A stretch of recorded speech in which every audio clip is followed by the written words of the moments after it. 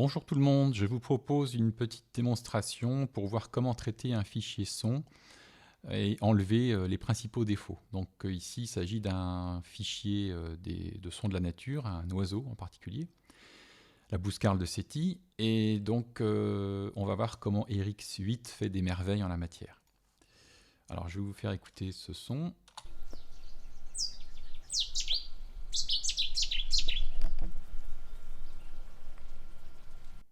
Voilà, donc la prise de son n'est pas bonne, hein. On a des bruits de manipulation, on a un bruit de fond ici très important, on a un bourdonnement vers 1,3 kHz là.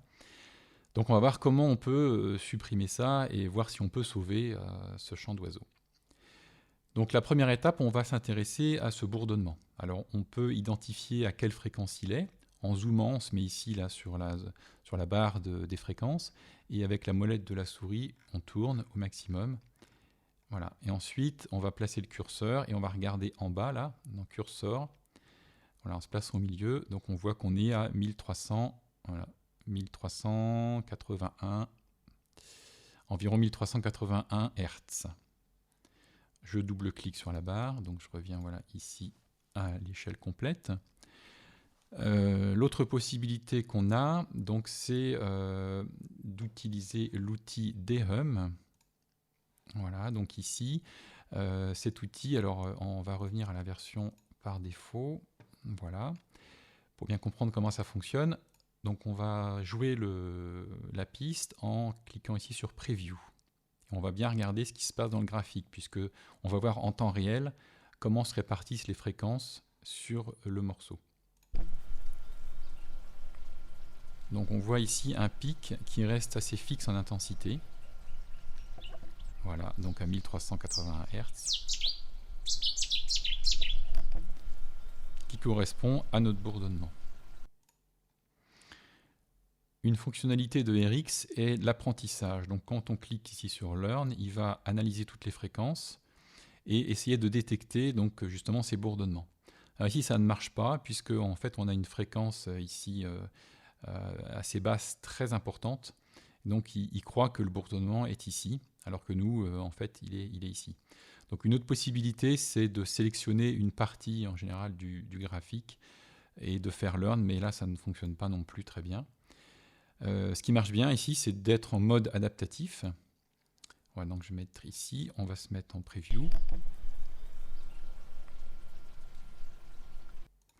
Voilà, et là donc automatiquement, il détecte très bien cette fréquence fondamentale à 1381 Hz, avec donc les autres harmoniques, alors qui calcule ici automatiquement. Donc on va voir hein, ici que ce qu'on croit être des harmoniques, en fait ce n'en est pas. Donc les harmoniques, donc c'est un multiple de la fréquence, donc x2, x3. Alors comme c'est une échelle logarithmique, hein, les fréquences, ce n'est pas linéaire, donc effectivement l'intervalle visuellement n'est pas le même. Voilà, donc pour traiter ces harmoniques ici, donc on voit qu'on a, donc il a identifié la fréquence, on a ici le filter Q. Donc là, c'est pour en fait estimer la précision de ce bourdonnement. Donc ici, on voit qu'il est très très bien défini. Donc on a une bonne précision, donc on peut augmenter ce filtre. Si on le diminuait, ça serait donc un traitement plus large dans les fréquences. Mais ici, donc on peut se permettre de le laisser élevé. On a ici aussi la façon de gérer les harmoniques entre elles. Donc soit on va interagir sur l'ensemble des harmoniques, avec ici une courbe où on va pouvoir appliquer donc une réduction moins forte sur les harmoniques qui suivent. Donc ici on voit qu'effectivement l'harmonique 2 et l'harmonique 3 sont quand même moins intenses que la première. Donc on peut faire effectivement comme ça, appliquer une réduction un peu moindre. Si la répartition n'était pas égale entre les harmoniques impaires et paires, dans ce cas-là, on peut ici choisir odd even, donc qui est justement impair et pair, et donc on peut interagir sur donc la première ici, enfin donc on a l'harmonique 1, l'harmonique 2, donc l'harmonique 1 est donc impair, l'harmonique 2 est pair, et donc on peut intervenir ici et on voit que toutes les harmoniques paires donc sont liées. Donc ici, alors ça c'est les impairs, et là donc je fais varier les harmoniques paires.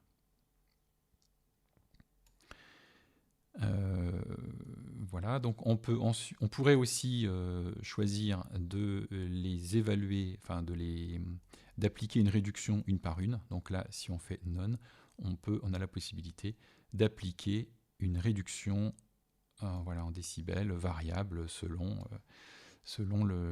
la présence des harmoniques différentes. Donc on voit ici qu'en fait on a l'harmonique 1, l'harmonique 2, l'harmonique 3, et on n'en a pas d'autres, on n'en voit pas d'autres. A priori, elles ne sont pas présentes, même si ici on augmentait l'intensité du graphique, on voit qu'il n'y a rien d'autre. Donc là encore, on double-clique pour revenir à quelque chose de standard. Donc moi je vais appliquer, en fait je vais prendre all pour toutes les liées, et donc j'en ai que 3, donc je vais mettre ici 3 harmoniques, et comme elles sont un peu plus faibles, je vais effectivement mettre une courbe, grosso modo comme ça. Voilà, donc une fois qu'on a fait ça, on a la possibilité, alors on va regarder les autres paramètres. On a donc le filtre DC, c'est le décalage en courant continu, qu'on appelle en anglais Direct Current Offset. Donc c'est dû à une mauvaise adaptation électrique entre l'équipement électronique audio et l'appareil d'entrée ou de l'instrument. On voit ça assez bien en fait si on passe en mode oscillogramme. On a un DC offset si jamais la moyenne, enfin si la courbe médiane là, elle n'était pas centrée par rapport à l'oscillogramme. C'est-à-dire que si l'oscillogramme se trouvait manifestement au-dessus de cette courbe médiane, on aurait un DC offset. Ici on n'en a pas, donc je ne vais pas l'activer. Donc je reviens ici en mode oscillogramme. L'autre coche ici, c'est donc le Linear Phase Filters. C'est un filtre qui vient en fait activer le filtre FIR, donc Finite Impulse Response, avec une taille FFT très élevée. C'est un filtre qui permet d'avoir une réponse en fréquence très précise et qui n'induit pas de changement de phase, mais par contre au détriment de la latence. Donc par défaut, il est désactivé.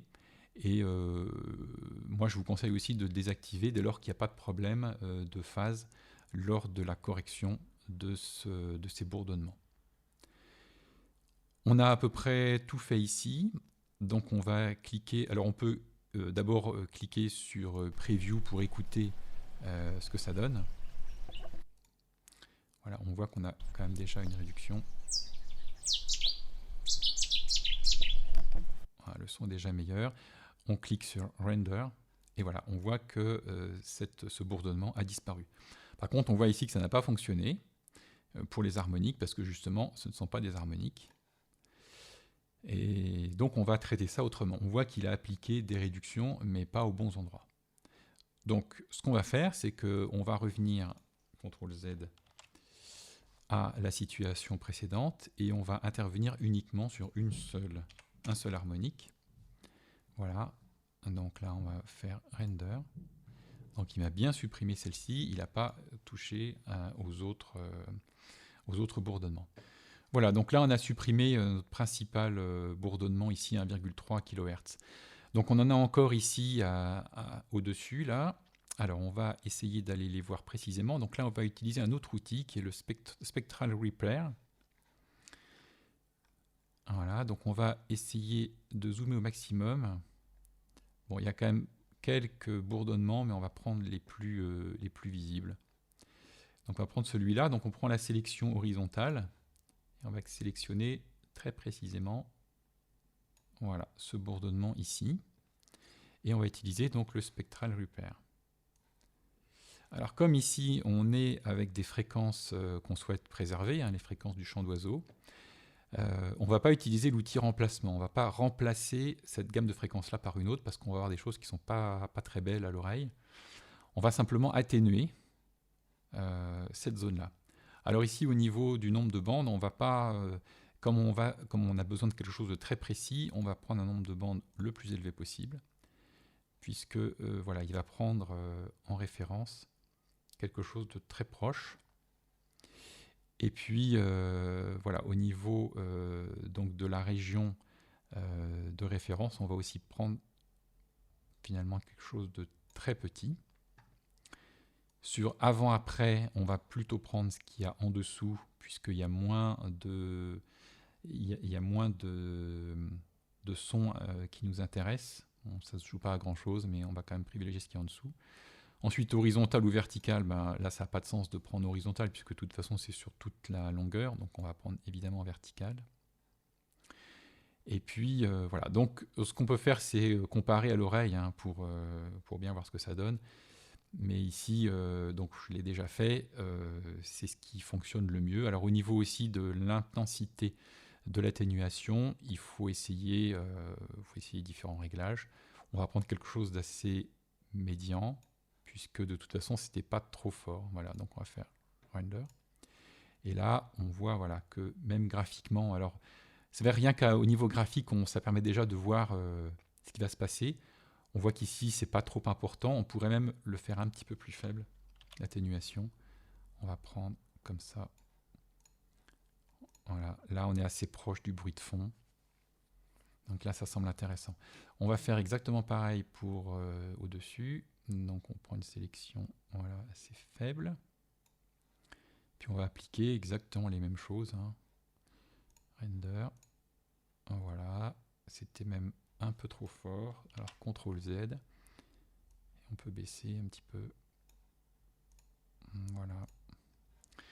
Là, ça paraît bien. On double-clique. On ferme ça. Et ensuite, on peut réécouter.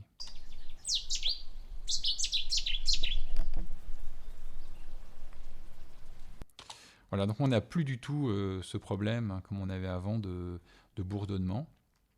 Le problème qui reste maintenant, c'est donc ce problème-là important dans les basses fréquences. Donc là, pour ça, on va utiliser l'équaliseur. Voilà l'équaliseur. Donc on va utiliser ici un filtre coupe-bas ou passe haut, high pass, donc qui va nous couper les basses fréquences. Donc on voit que ces basses fréquences, elles sont en dessous de 100 Hz. Donc on a ici 100 Hz. Donc si j'active ici, alors non, je ne sais pas comment c'est chez vous, mais en tout cas on peut revenir à quelque chose de linéaire et on active ici donc le high pass filter. On a différentes courbes d'atténuation. Alors en général, il ne faut pas les faire trop abruptes parce que sinon au niveau sonore c'est pas très beau. Il vaut mieux les faire voilà, comme ça.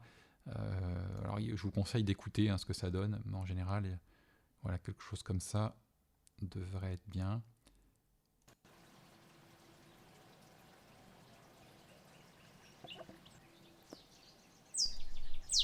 Donc si je bypass, voilà, on entend déjà beaucoup la différence. On voit que c'est quand même très efficace.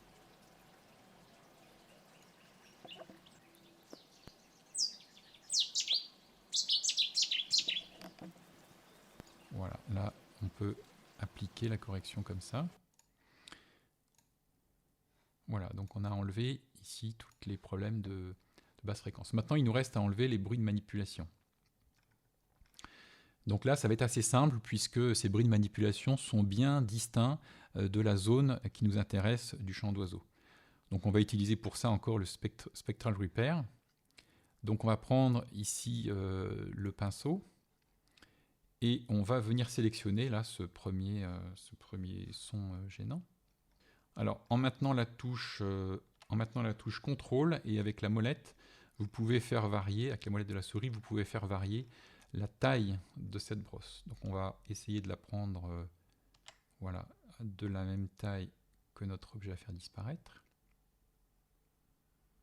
Alors une fois qu'on a sélectionné donc ce qu'on souhaite enlever à la brosse, on va utiliser donc l'outil Spectral Repair. Et donc on a différents menus ici, donc différents onglets. La fonction atténuation, donc on a déjà utilisé, donc qui va permettre d'atténuer le signal, mais il sera toujours audible, ou si on l'atténue beaucoup, ça va risquer de faire un trou auditif à l'oreille. Ensuite, on a la fonction de remplacement, donc là il va remplacer avec ce qu'il y a de chaque côté. Enfin là, on définit de quel côté on veut qu'ils prennent les éléments de fréquence. On a ici une sorte de modèle où là, avec cet onglet-là, il va remplacer donc la sélection avec un contenu similaire audio qu'il va trouver n'importe où dans le fichier audio, avec quand même, on peut lui dire ici donc à combien de secondes on veut qu'il regarde dans le fichier audio. On peut limiter la zone de recherche. Et puis enfin ici, une fonction un peu plus complète où là, il va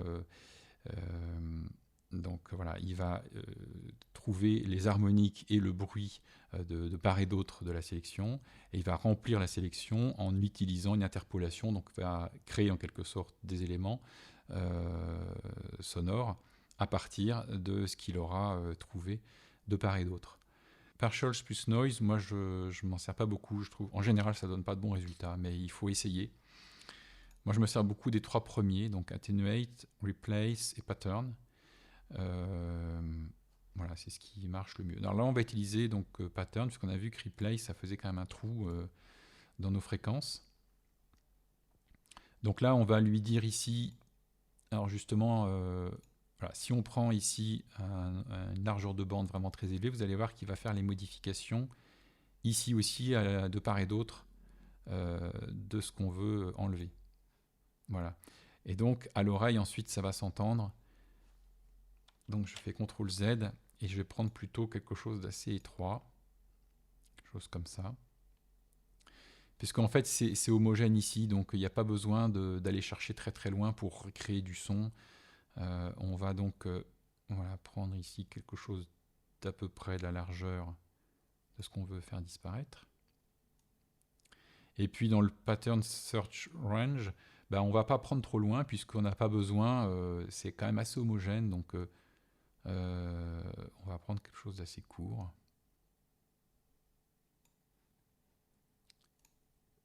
Voilà. Donc là, vous voyez que ça marche assez bien, on voit que graphiquement on a quelque chose qui ressemble un petit peu à l'environnement qu'on a. On va écouter. Ça marche très bien. Voilà. Donc là, pour ça c'est bon. Alors, l'autre... maintenant, on va passer ici à ce problème ici. Donc, on va écouter. Voilà, donc on a ici un clac. Alors, on peut le mettre en boucle. Hein. Voilà, donc on va essayer de résoudre ça. Donc, même principe, on zoome assez fort. On va prendre la brosse. Et puis, on va venir ici sélectionner donc, tout ce qui ne va pas.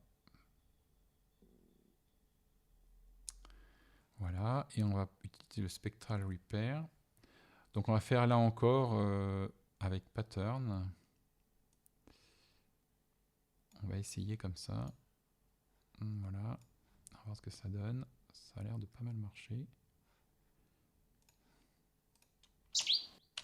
Voilà, donc on voit effectivement que ça a quand même bien marché là si je fais une lecture en boucle.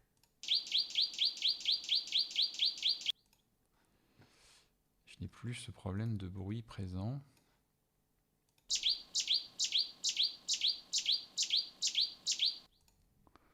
Oui, je pense que c'est pas mal. Et ensuite, il y a ce problème-là de... Ici, où il y a vraiment beaucoup de sons à modifier. Donc là, on va quand même principe, on prend la brosse et on va sélectionner d'abord cette chose-là ici. Donc voilà, on va faire render. Ensuite, on va sélectionner ça. Alors, c'est pour ajouter, hein, c'est la touche Maj. Voilà, je viens ajouter cette zone-là. Voilà. Donc, on va écouter ce que ça donne. Bon, voilà, c'est bien. Ensuite, on a encore ce problème de bruit ici.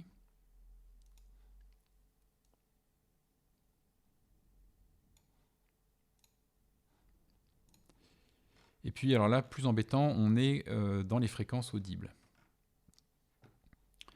Donc là, ça va être un peu plus compliqué pour modifier ça. Alors, une autre possibilité qui est intéressante aussi, alors je vais remettre tout. Voilà, donc on a vraiment quelque chose d'important. On a quelque chose d'homogène ici, c'est en fait de faire un copier-coller pour toute cette zone-là. On va donc sélectionner une zone. Alors ici, elle est même par ici, là c'est pas mal. Donc on va prendre le sélecteur.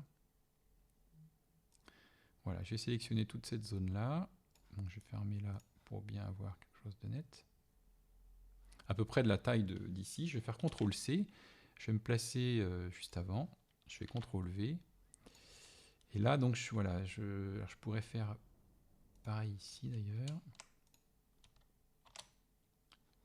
Alors, je vais revenir sélectionner ma zone.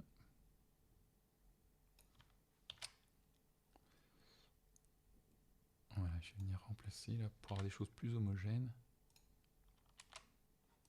Voilà, CTRL-V.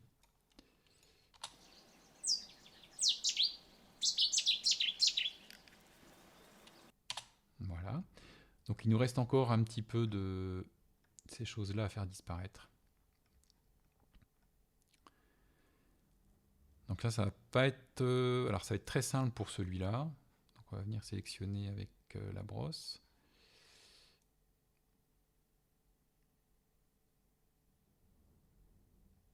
Voilà, donc on va faire encore une fois le Spectral Repair. Bon, alors là, c'est un petit peu large. On va prendre voilà, un peu plus étroit. Au niveau de la bande, on va prendre quelque chose d'assez étroit aussi, toujours. Pas besoin de... voilà. C'est pas mal. Voilà. Donc il nous reste encore à traiter ça. Alors on va prendre la brosse, on va prendre que celui-là. On va élargir un petit peu, donc CTRL et avec la souris, on fait plus large.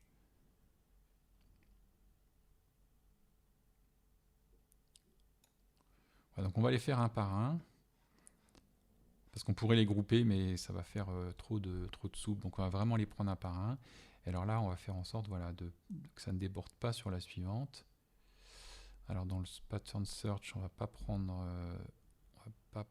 on va prendre vraiment très court, parce que sinon il risque de me prendre des choses voilà, qui ne nous intéressent pas. Bah, c'est pas mal du tout. Hein. On va faire encore pareil pour ça.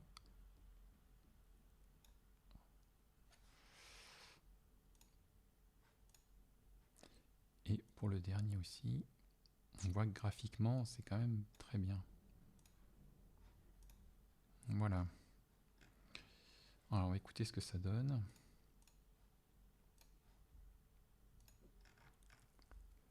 Alors, si on refait l'écoute complète,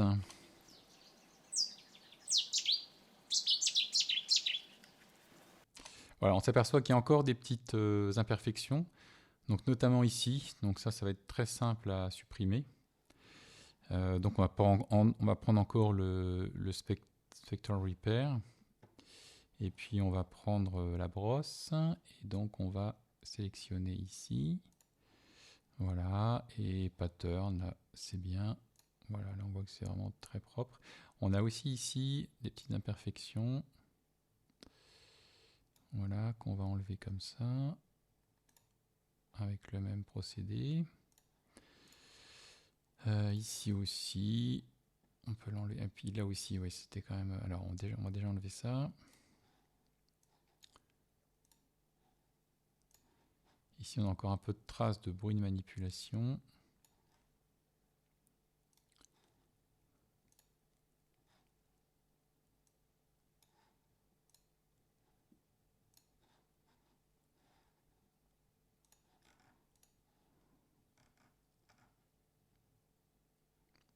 Tout au début, on a encore des choses pas très propres. Donc ça, on peut faire la technique du copier-coller avec le fond sonore. Donc CTRL-C, on se met tout au début. CTRL-V. Voilà. Et puis on a encore ici... alors, on a ce claquement ici, là, encore. Donc là, on va prendre Alors du coup, on va faire encore le technique du copier-coller, tout simplement. Voilà, c'est ce qui marche encore le mieux. Et puis on a enfin ce problème ici, là. Voilà, avec encore un bruit de manipulation. Donc là, c'est encore la même technique. Spectral Repair.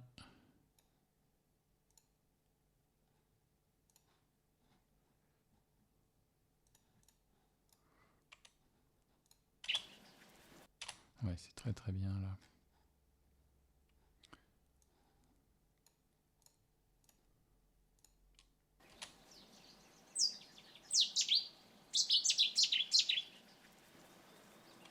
Voilà, donc là on a un son qui est propre. Alors on a ici quand même une différence de gain, donc on va se placer ici, voilà.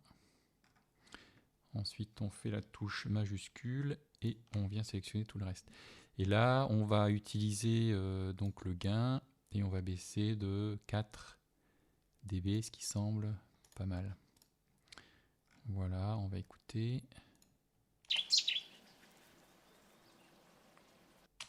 Voilà, donc on entend quand même légèrement la baisse. Alors on va quand même, on va réduire, on va pas mettre 4 dB, on va mettre un peu moins, on va mettre 3. Voilà, donc on peut le taper, ça sera moins compliqué.